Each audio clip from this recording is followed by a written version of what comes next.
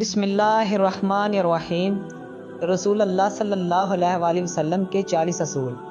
آپ صلی اللہ علیہ وآلہ وسلم نے فرمایا، فجر اور اشراق، عصر اور مغرب اور عشاء کے دوران سونے سے باز رہا کرو۔ بدبودار اور گندے لوگوں کے ساتھ نہ بیٹھا کرو۔ ان لوگوں کے درمیان نہ سوئیں جو سونے سے قبل باتیں کرتے ہیں۔ تم بائیں ہاتھ سے نہ کھاؤ، منہ سے کھانا نکال کر نہ کھاؤ۔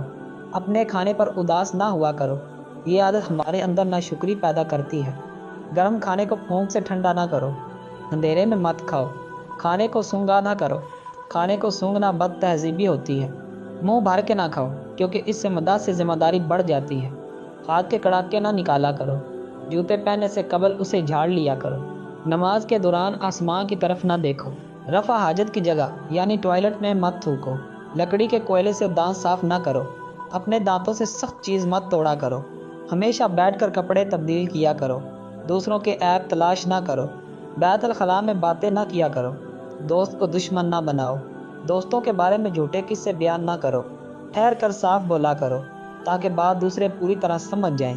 چلتے ہوئے بار بار پیچھے مڑ کر نہ دیکھو۔ ایڑیاں مار کر نہ چلا کرو۔ ایڑیاں مار کر چلنا تکبر کی نشانیوں میں سے ہے۔ کسی کے بارے میں جھوٹ نہ بولو۔ شیخی نہ بکھارو۔ اکیلے سفر نہ کیا کرو۔ اچھے کاموں میں دوسروں کی مدد کیا کرو۔ فیصلے سے قبل مشورہ ضرور کیا کرو، اور مشورہ ہمیشہ سمجھدار کی بجائے تجربہ کار شخص سے کرنا چاہیے۔ کبھی غرور نہ کرو۔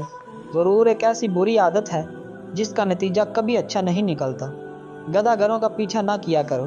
غربت میں صبر کیا کرو۔ مہمان کی کھلے دل سے خدمت کرو۔ یہ عادت ہماری شخصیت میں کشش پیدا کرتی ہے۔ برا کرنے والوں کے ساتھ ہمیشہ نیکی کرو۔